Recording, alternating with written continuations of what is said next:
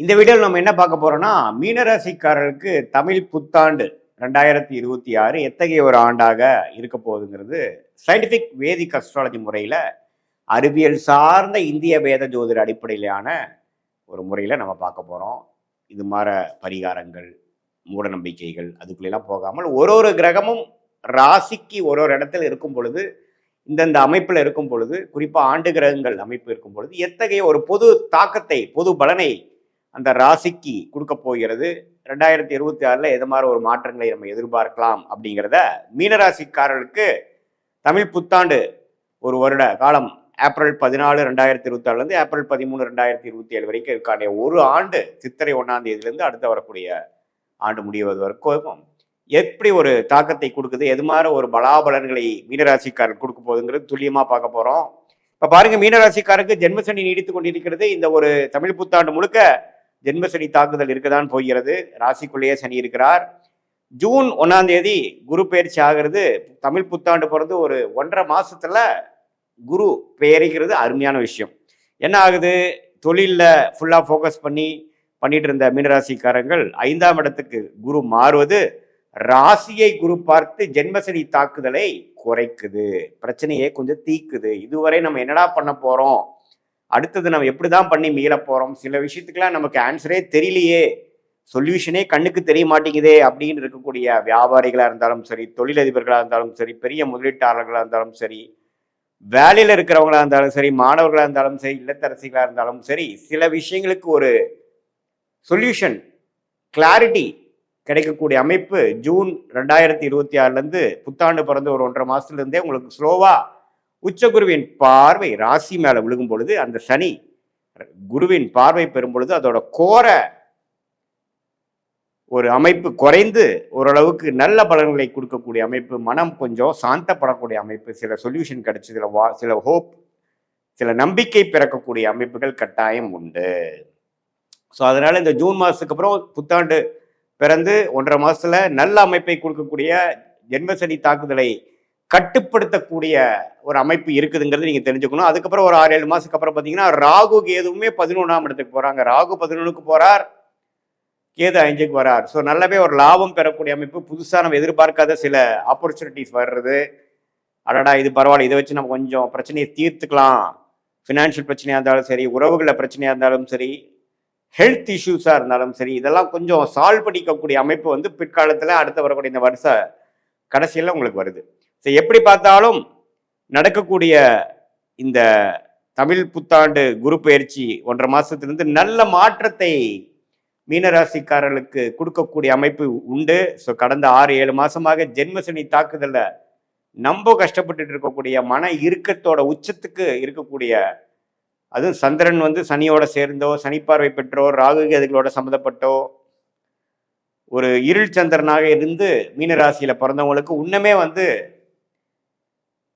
Clarity இல்லாத ஒரு அமைப்பு, மனம் இறுக்கமாக இருக்கக்கூடிய அமைப்பு, வயசு வித்தியாசம் இல்லாமல் எல்லாத்துக்குமே கொஞ்சம் பிரச்சனைகள். இதே ஒரு சிறிய வயதினராக இருந்தால் மனசு நம்ம கண்ட்ரோல் இல்லாமல் போய் தவறான விஷயத்துல போகிறது, இந்த நேரத்துலலாம் போய் கெட்ட பழக்கம் பழகிறது, அது மாதிரி விஷயங்கள்லாம் இளைஞர்கள் கொடுக்கும்.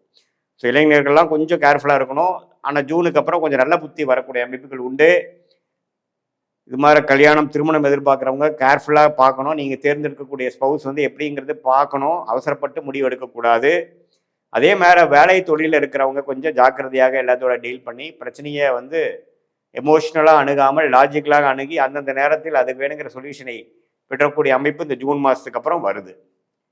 ஸோ ஜென்மசனியால் பாதிக்கப்பட்ட மீனராசிக்காரர்களுக்கு நல்ல ஒரு அமைப்பு. ராகுவும் 12ஆம் இடத்திலிருந்து விரயத்தை கொடுத்துட்டு இருந்து எந்த ஒரு பிரயோஜனம் இல்லாமல் இருந்த ராகு 11ஆம் இடம் என்ற லாபஸ்தானத்துக்கு போய் குருவின் பார்வை பெறுகிறார். இதெல்லாம் ஒரு அற்புதமான ஒரு மாற்றத்தை கொடுக்கக்கூடிய ஒரு ஆண்டாக மீனராசிக்காரங்கள் ஜென்மசனியை தாக்குதலிருந்து மீண்டு வரக்கூடிய ஒரு ஆண்டாக இருக்குதுங்க. ஸோ இதை வைத்து நீங்கள் கொஞ்சம் ஓரளவுக்கு பிரச்சனையிலேருந்து உயர்வை நோக்கி நீங்கள் போகக்கூடிய அமைப்பாக யூஸ் பண்ணிக்கணும். ஜூன் மாதத்துக்கு அப்புறம் நல்ல பலன்கள் உண்டு.